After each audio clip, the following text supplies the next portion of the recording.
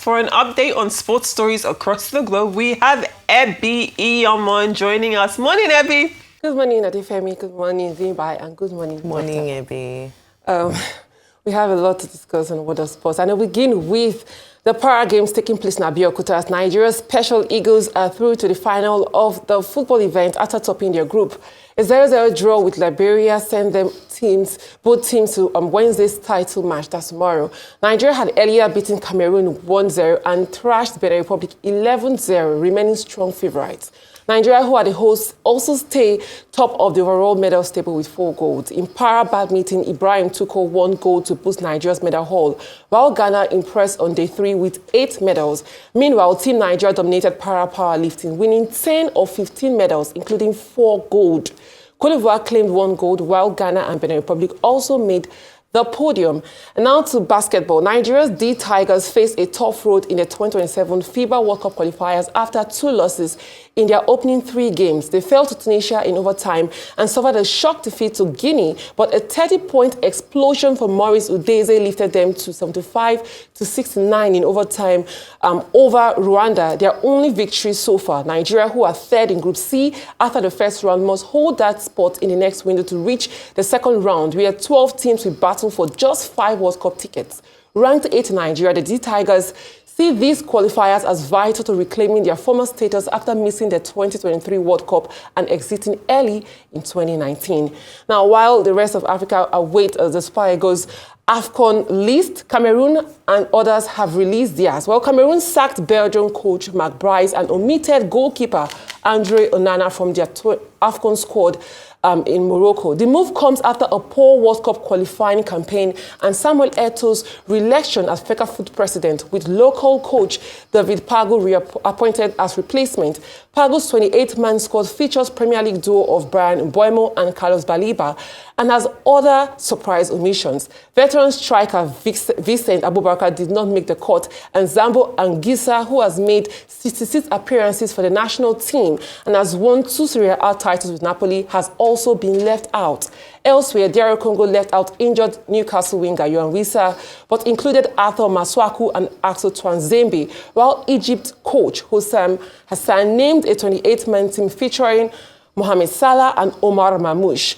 And now away from that, to the Premier League, where Chelsea boss Enzo Maresca has blasted the inconsistent referee after a bruising 1-0 draw, with Arsenal saying Moises Caicedo's red card was fair, but claiming similar tackles have gone unpunished, and he cited Bentancur's own.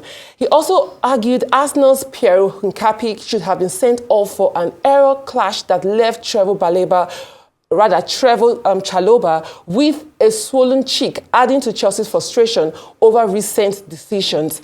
And finally, the 2025 Formula One Drivers' Championship is now down to a 3-way fight into the final race of the season, with Lando Norris, Max Verstappen and Oscar Piastri all in contention. Britain's Norris leads Red Bull's Max Verstappen, who is seeking a 5th consecutive title, by 12 points, with Piastri a further 4 points back. McLaren's drivers, Norris and Piastri, are both aiming for their first Formula One title. To win the title on Sunday, Norris, who leads, must finish at least 3rd at Yas Marina if Verstappen wins the race. And if he does, it will bring an end to Verstappen's dominance. Well, that's all for me on the Water Sports today. Okay.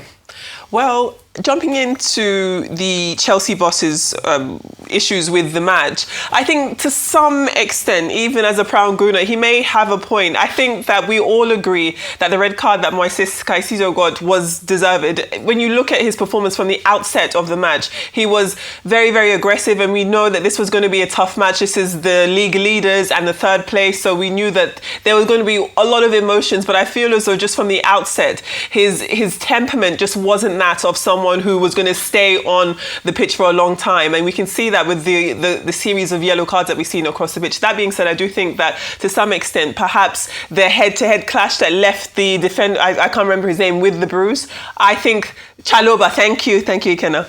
I think that yellow card was bad. I don't think that someone should have been sent off, but fair enough points.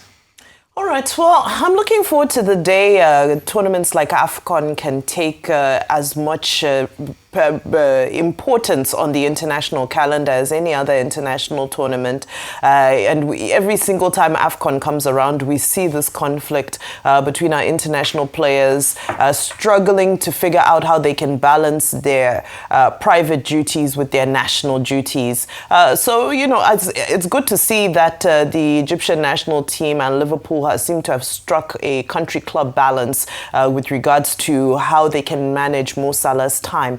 But, you know, it's not great for exhaustion. It's not great for even the difference in the conditions, you know, in the two climates that he'll be playing and so forth. I remember there's an AFCON every AFCON he comes with the full team and so forth. But I'm looking forward to the day where AFCON will be just as important on the international fixtures calendar as every other tournament. Well, very quickly, I mean, the Para Games in Abeokuta with the Special Eagles doing very well.